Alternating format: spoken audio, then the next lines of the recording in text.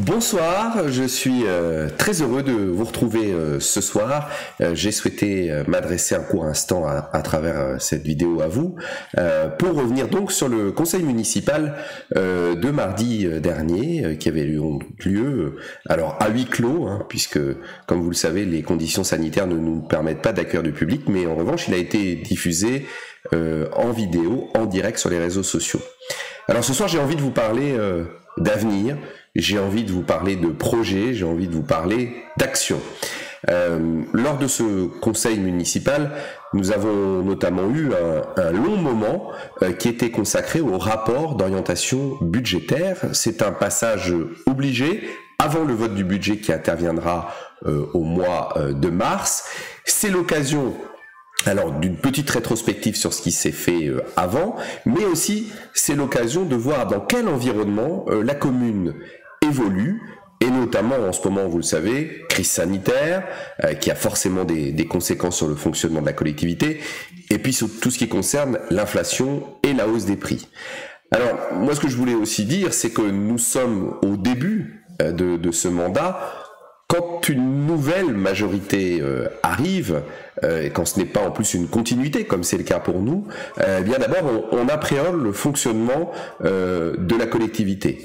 On voit ce qui fonctionne pas bien, ce qu'on pourrait modifier. Donc il y a cette phase de réglage qui est indispensable et que nous avons fait, notamment par exemple sur les services techniques ou sur la restauration. Et sur la restauration, comme sur un certain nombre d'autres éléments, nous avons aussi pu constater les difficultés et notamment les problèmes de patrimoine dégradé. C'est le cas par exemple de l'office Simone Veil, où nous avons dû faire des travaux qui n'étaient pas envisagés, que nous n'avions pas envisagés dans notre projet municipal. C'était pas simplement des simples travaux de redécoration, c'était vraiment des travaux assez importants. Et puis nous travaillons maintenant sur la réorganisation de cette cuisine et notamment sur les différents sites qu'il peut y avoir. Nous avons donc fait un état aussi du patrimoine plus globalement. Et puis là, nous avons dû gérer un certain nombre de situations, des chaudières à changer par exemple, un service technique municipal pas du tout opérationnel, pas du tout pratique, et nous avons travaillé pour réorganiser un petit peu les locaux. Les travaux sont en cours, donc ça c'est des dépenses que nous n'avions pas envisagées. Nous allons aussi dans quelques semaines commencer les travaux des toilettes publiques du cœur de ville, qui sont très importants pour les raisons que vous pouvez imaginer. Et puis, nous avons travaillé aussi sur nos projets, sur nos grands projets. C'est le cas de la crèche, alors un peu ralenti, parce que, comme je le disais tout à l'heure, la hausse de prix a entraîné forcément des modifications et nous avons dû revoir des choses. Donc ça a été un premier travail. Les retards aussi qui s'accumulent, notamment pour certaines matières premières. Au début d'un mandat, et c'est ce que j'ai expliqué mardi soir, au début d'un mandat, ce qui est important, c'est de préparer bien les projets, à la fois d'un point de vue technique, et puis de préparer aussi d'un point de vue financier pour établir une trajectoire sur le mandat. Ça peut paraître un peu long, mais dans un climat de Covid comme nous le vivons, ça prend aussi encore un peu plus de temps.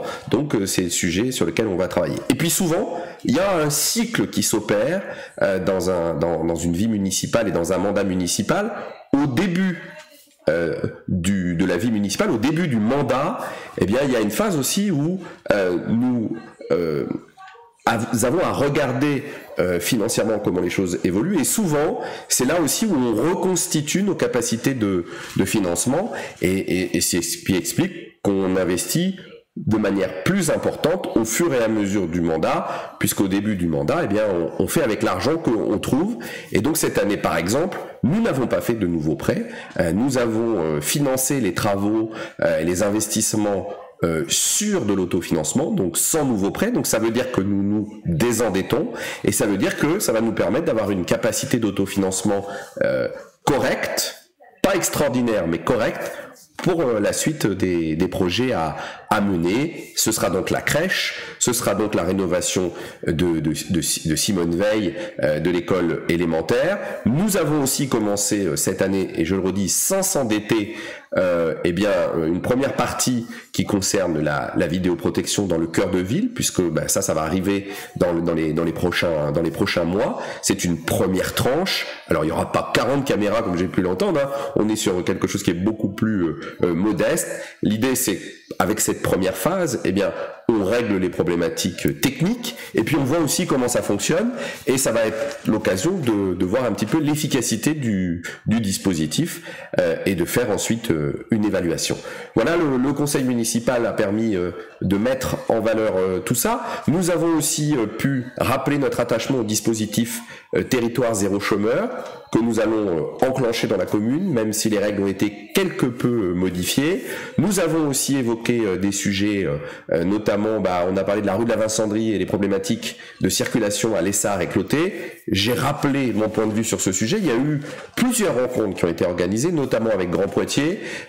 Moi, je souhaiterais, et je pense que Grand Poitiers l'a compris, que par exemple rue de la Vincendrie, je crois que cet endroit où il y a les cars, c'est pas une bonne idée, parce qu'on est dans un lieu qui n'est pas adapté, et que si on veut retravailler les choses, eh bien il faut le faire. Et puis en tout cas il faudrait que ce lieu de bus aille ailleurs, parce que c'est pas cohérent de l'avoir mis là. De la même manière, mais je le dirais aussi bien si c'était une église ou une synagogue, je ne pense pas que la mosquée a été faite dans un endroit qui était cohérent. Pourquoi ? Tout simplement parce qu'on a une voie extrêmement étroite, qui a des problématiques de parking, et aujourd'hui ce sont les Buxerollois, d'une certaine manière, qui doivent gérer toutes ces difficultés et toutes les problématiques de stationnement. On a une voie qui est assez réduite à cet endroit-là. Plus globalement, moi je m'interroge sur la Vincendrie, Lessard et Clotet, et sur la forte circulation à certaines heures qu'il peut y avoir. Donc on en a parlé très longuement, notamment avec l'ancien adjoint à la voirie Jean-Louis Badiou, qui a reconnu ne pas réussir à régler le problème dans le mandat précédent. Nous allons essayer de le régler. Je pense qu'il y a un élément majeur à prendre en compte, c'est qu'il y a une partie du flux de voitures qui passait avant par l'avenue de Paris, qui passe maintenant par les Sarclotés et la Vincendrie.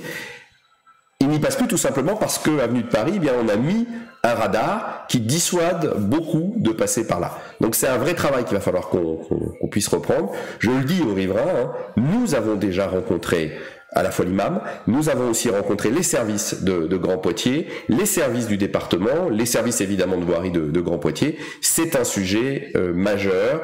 Nous avons une problématique alors assez différente, mais qui gêne aussi la vie des habitants, c'est rue du Sentier, et là aussi il y a un travail qui est en cours, comme la rue de l'Archalétrie qui est en train d'être travaillée en ce moment.